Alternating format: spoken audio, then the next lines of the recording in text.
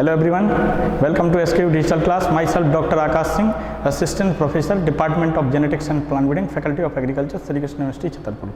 Today I am delivered my lecture on the topic is Pre-Mendelian History of Genetics. This is the topic is related to BSc Agriculture first second semester students.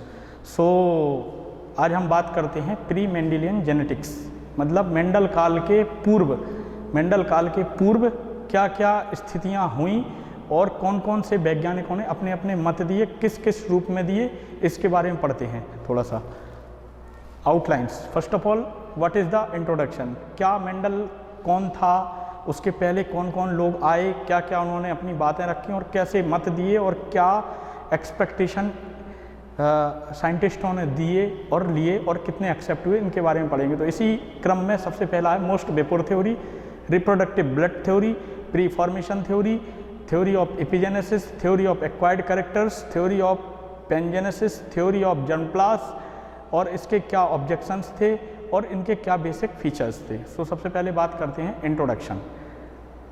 Genetics होता क्या है? Genetics मतलब दो word से मिलकर सब बना है। जेनेटिक्स क्या है? दो वर्ड से मिलकर बना है, मतलब जीन और उसकी statics. Genetics is concerned with the transmission, expression, valuation of gene.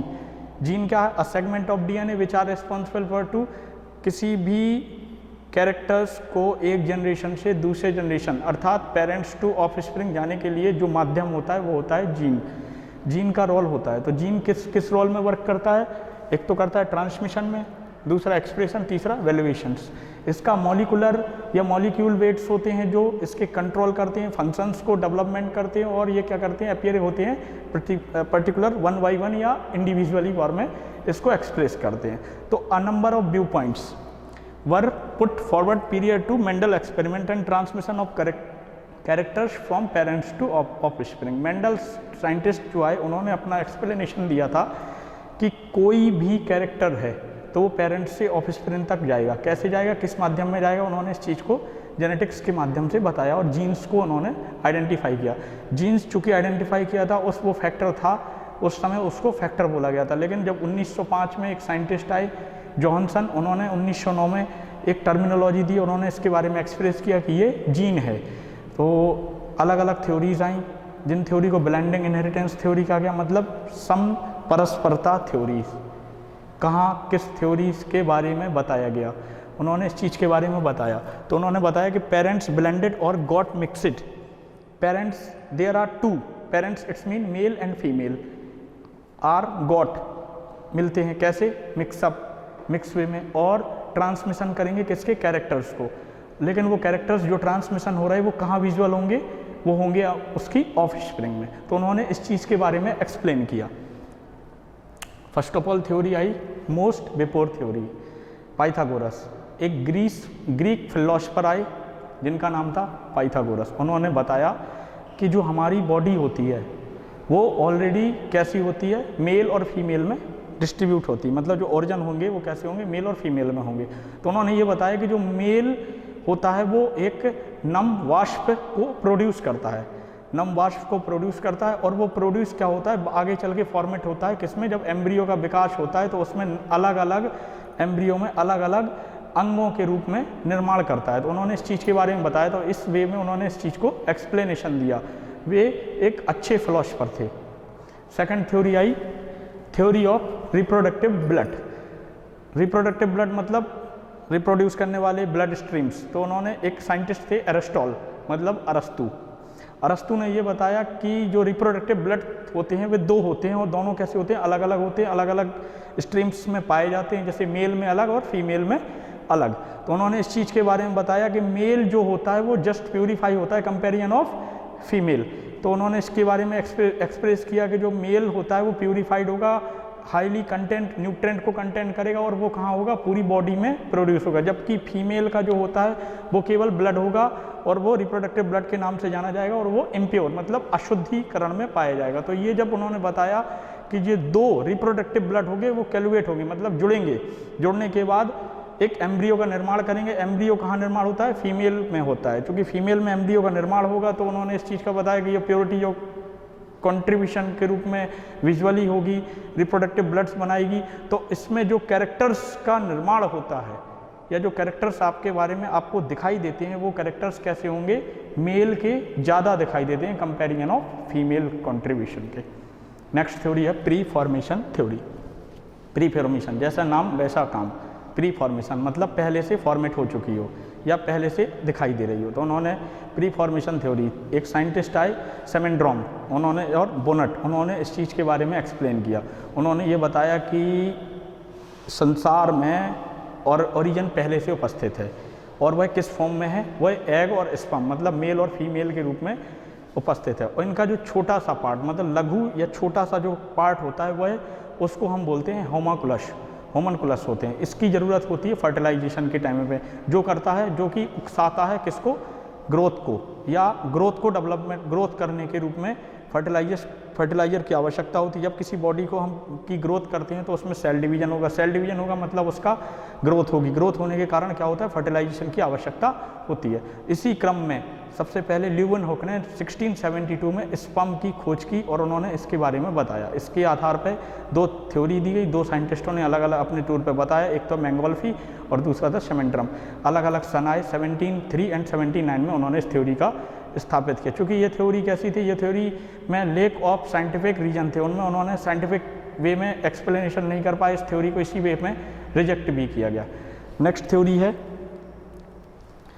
अभी आगे है, इसके बारे में बताएंगे कि एक थे हॉरेस्ट्रॉन इन्होंने और डेल्फोनियस, उन्होंने 1694 में भी इसके बारे में बताया कि ये जो कंडीशंस होती है वह कंडीशन अलग अलग रूप में या अलग अलग वर्कर के रूप में भी वर्क करती है। तो इसको इसी थ्योरी को सपोर्ट किया था रोक्स ने 1888 में। बट जब वोल्फ ने अपनी थ्योरी को सजेस्ट किया, उन्होंने थ्योरी को जो सजेस्ट किया उस थ्योरी का नाम दिया था थ्योरी ऑफ एपिजेनेसिस। इसके आधार पर उन्होंने बताया कि ओरिजिन जो होता है वो हमारा स्टेप बाय स्टेप फॉर्मेट में आता है। मतलब सबसे पहले सेल, सेल के बाद आएगा टिश्यू, टिश्यू से ओरिजिन और ओरिजिन से ऑर्गेनिज्म का निर्माण होता है। तो उन्होंने एक थ्योरी दी, थ्योरी ऑफ एपिजेनेसिस। उस आधार पर उन्होंने ये बताया कि जितना भी ओरिजिन होगा वो स्टेप बाय स्टेप फॉर्मेट होता है। तो इसी आधार पर चूँकि साइंटिफिक रीजन का लेक पाई गई या कमी देखी गई, तो इस आधार पर इस थ्योरी को रिजेक्ट किया गया। नेक्स्ट थ्योरी है थ्योरी ऑफ एपिजेनेसिस। एपिजेनेसिस मतलब पहले से किसी के बारे में बता जाना या बहुत अच्छे से विस्तार पूर्वक बताना। उन्होंने ये बताया, ये साइंटिस्ट थे, जर्मन बायोलॉजिस्ट थे वोल्फ, उन्होंने इसके बारे में उस थ्योरी को प्रपोज किया और उन्होंने इस चीज़ को बताया कि जो एग और स्पर्म मतलब फीमेल और मेल वे होते हैं अनडिफरेंशिएटेड सेल होती हैं, अलग अलग होते हैं और ये क्या करते हैं, अलग अलग तरीके से ओरिजिन के पार्ट्स का प्लेस बाय प्लेस रूप में फर्टिलाइजेशन करके जाइगोट का निर्माण करके टिश्यू और ओरिजिन का डेवलपमेंट करते हैं। इसलिए उन्होंने, चूँकि इसके बारे में उन्होंने पहले से एक चीज़ और बताई कि पहले सेल से टिश्यू, टिश्यू से ओरिजिन और ओरिजिन से ही ऑर्गेनिज्म का निर्माण होता है। इसी आधार पर उन्होंने इसके साइंटिफिक लॉज भी प्रस्तुत किए जो यूनिवर्सल वे में एक्सेप्ट भी हुए। इस सेकंड और वो fifth theory I theory of acquired characters. Theory of acquired character मतलब पहले से प्रारंभिक कैरेक्टर्स। उन्होंने इसके बारे में बताया, ये साइंटिस्ट आए लेमार्क, फ्रेंच बायोलॉजिस्ट था लेमार्क। उन्होंने बताया कि कोई एक कैरेक्टर है वो इंडिविजुअली एक जनरेशन से दूसरे जनरेशन में पास होता है, मतलब पेरेंट से प्रोजनी, प्रोजनी से फिर नेक्स्ट प्रोजनी, या इट्स मीन आप इस वैसे भी बोल सकते हैं कि पेरेंट से F1, F1 को फिर F2 और F2 से क्लियरली मतलब कंटिन्यूस वे में पेरेंट्स से ऑफस्प्रिंग में जाने की प्रोसेस को कहलाता है। तो उन्होंने इसी आधार पर एक theory the, theory of acquired character. उन्होंने इस चीज़ के बारे में बताया कि कोई व्यक्ति या कोई मनुष्य अपने मसल्स को एक्सरसाइज के थ्रू डेवलप करता है या स्ट्रॉन्ग करता है, तो उसके जो संतान होगी वो कैसी होगी, वो ऑलरेडी स्ट्रॉन्ग मसल्स वाली होगी। या अलग भाषा में बोल सकते हैं कि वीक जो पर्सन होगा वो उसके बच्चे भी कैसे होंगे, वीक होंगे। तो ये कंसेप्ट जो था उन्होंने अपने एक कैरेक्टर को लेके दिया, लेकिन ये टोटली तौर पे रिजेक्ट की गई। ये इसलिए रिजेक्ट की गई क्योंकि एक साइंटिस्ट थे जिन्होंने थ्योरी ऑफ एपिजेनेसिस के बारे में भी बताया था, वो साइंटिस्ट थे विजमैन। उन्होंने 22 जनरेशन तक कंटिन्यू चूहे की पूँछ को काटा, चूहे की पूँछ को काटा, और उन्होंने जब देखा कि चूहे की पूँछ काटी तो पूँछ नेक्स्ट जनरेशन छोटी होनी चाहिए, जबकि वह सामान्यतः तौर पे और लंबी देखी गई।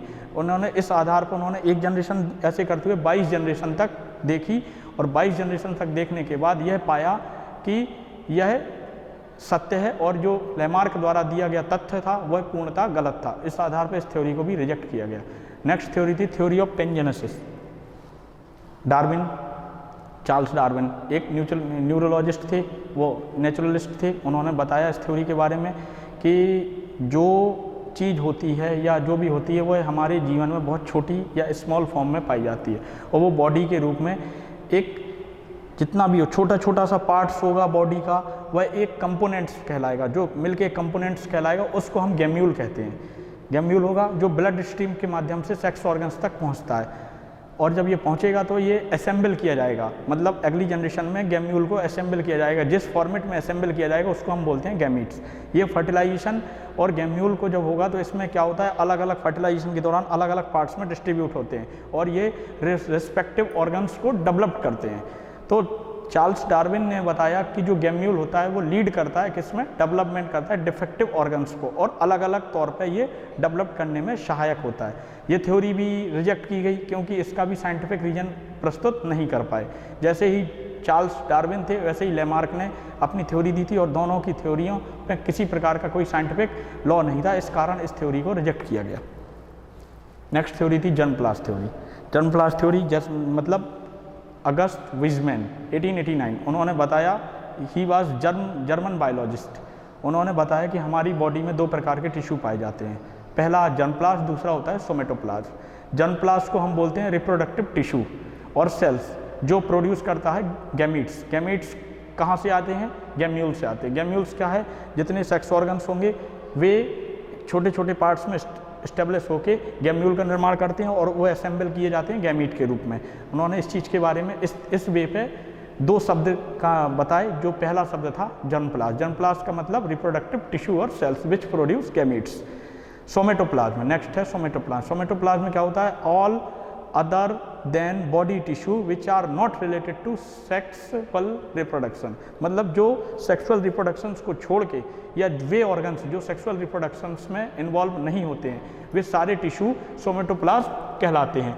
सोमेटोप्लाज्म मतलब क्या, इंक्लूड होगा other body tissue which are not related to sexual reproduction, जैसे कि transmission of characters from one generation to another generation. उनमें क्या करते हैं, ये जाते नहीं हैं लेकिन रिस्पॉन्सिबिलिटीज़ पूरी रहती है, मतलब ये उस कार्य को करने में समायोजित होते हैं। लेकिन जो चीज़ जो एक जनरेशन से दूसरे जनरेशन तक जाती है वह जर्न-प्लास के थ्रू ही जाया करती है। तो एनी चेंज, यदि जर्न-प्लास में हम किसी प्रकार का कोई चेंज करते हैं तो ऑब्वियसली वह जो चेंज होगी वो अगले जनरेशन में हमें दिखाई देगी। इस आधार पर ये बहुत ही तरीके और ये ब्रॉड तरीके से इसके बारे में देखा गया। इस वे में इस थ्योरी को यूनिवर्सल वे में एक्सेप्ट भी किया गया। नेक्स्ट है ऑब्जेक्शन ऑफ ब्लेंडिंग इनहेरिटेंस, मतलब समायोजिता के क्या क्या ऑब्जेक्शन थे, कौन कौन से तरीके थे, किस आधार पर ऑब्जेक्शंस लिए गए। जैसे उन्होंने ये बताया कि एक यूनिसेक्सुअल ऑर्गन है जिसमें क्या है, सेक्स को इन्वॉल्व नहीं किया गया, तो ये ऑर्गेनिज्म कैसा होगा, या तो ये मेल होगा या फीमेल होगा। जबकि जो चीज़ बताना का तरीका होता है यूनिसेक्स, मतलब क्या है कि दोनों प्रकार की ऑर्गेनिज्म को इस्टेब्लिश होना या पाया जाना। लेकिन कंडीशंस क्या होती है कि ये केवल एक एक में ही शो होता है, इसलिए क्योंकि इसमें सेक्स का इन्वॉल्वेशन नहीं होता है।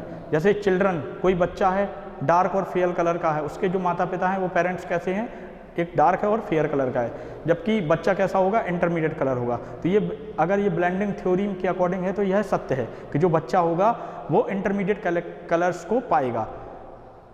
ऐसा होता नहीं है, लेकिन ऐसा कंडीशन क्या है, अगर ये सत्य है तो ब्लेंडिंग थ्योरी को ये फॉलो करता है। लेकिन इसके ऑब्जेक्शंस क्या क्या है कि childrens are often two different colours, some fair colours, some dark colours और सम इंटरमीडिएट कलर्स। मतलब उन्होंने इस चीज़ को एक्सप्लेन किया कि 1:1 का रेशियो जो आएगा according to Mendel's law of segregation, उन्होंने इस चीज़ के बारे में बताया कि 1:1 का रेशियो देखने को मिलेगा। 1:1 का रेशियो मतलब कुछ बच्चे डार्क कलर के होंगे, कुछ बच्चे वाइट कलर के होंगे और कुछ बच्चे इंटरमीडिएट कलर मतलब हल्का कलर भी देखने को मिलेगा।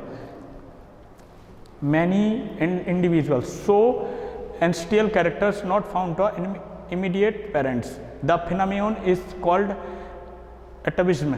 Atavism are grandfathers or forefathers, reversion or throwback. For example, a short tails may be found in the some babies. Some persons are able to move pinna and external ears.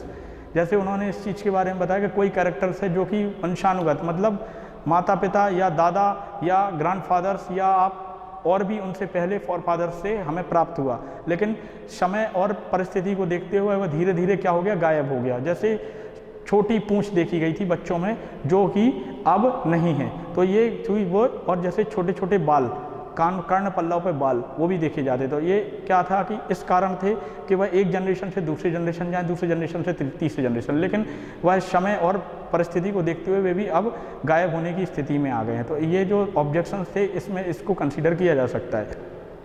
जैसे कि क्या है कि many childrens appearing in childrens are not found in immediate parents are similar in one two grandfathers. जैसे कुछ बच्चे होते हैं तो किसी किसी के कैरेक्टर्स को क्या होता है कि कुछ कैरेक्टर्स उनके बाबा दादी माता पिता सबसे मैच करते हैं, जो कि एक ये शो करते हैं कि कोई हिडन जनरेशन्स में रह गया है तो वह नेक्स्ट जनरेशन में अपीयर होगा।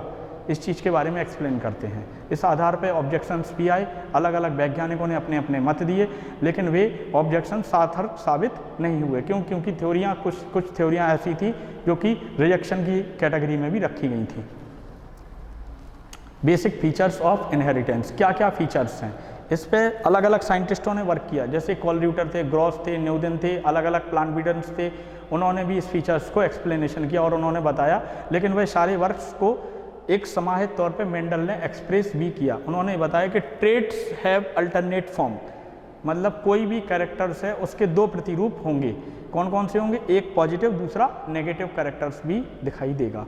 Traits are represented in the individuals by discrete particular entitle which are not to blended और मॉडिफाई। यदि हम उस कैरेक्टर्स को पर्टिकुलरली डिस्क्रिएट करेंगे तो वह वो होगा, या तो उसको ना तो हम ब्लेंडेड कर सकते ना ही हम उसको मॉडिफाई कर सकते हैं।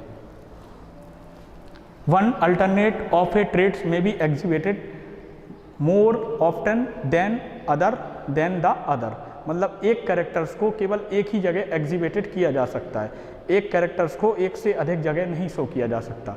या an alternated form of a traits may remain hidden for one or more generation and then appear in the unchanged states। उन्होंने बताया कि कोई एक अल्टरनेट फॉर्म है, कोई भी एक अल्टरनेट फॉर्म है किसी कैरेक्टर्स की, या तो वो छुपी होगी, यदि वो छुपती है तो वो क्या होगी, एक जनरेशन के बाद अगली जनरेशन में रीअपियर होगी और उसको चेंज भी किया जा सकता है, क्योंकि नेक्स्ट जनरेशन में हम उसकी प्रतिरूपता भी देखने को मिलेगी।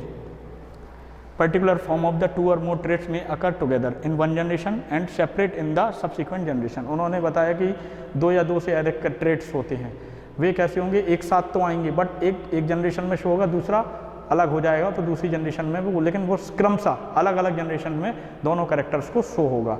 Out of the to alternate traits present together in of an individual only one is express. उन्होंने ये बताया कि दो अल्टरनेट ट्रेट्स होंगे लेकिन एक साथ तो आएंगे, लेकिन वो इंडिविजुअली एक्सप्रेस करेंगे। इट्स मीन जीन्स जो होगा या कोई भी होगा तो दो अल्टरनेट फॉर्म में दिखाई तो देगा, लेकिन वो जीन्स एक कैरेक्टर इसमें होगा, दूसरा कैरेक्टर दूसरे में एक्सप्रेस होगा।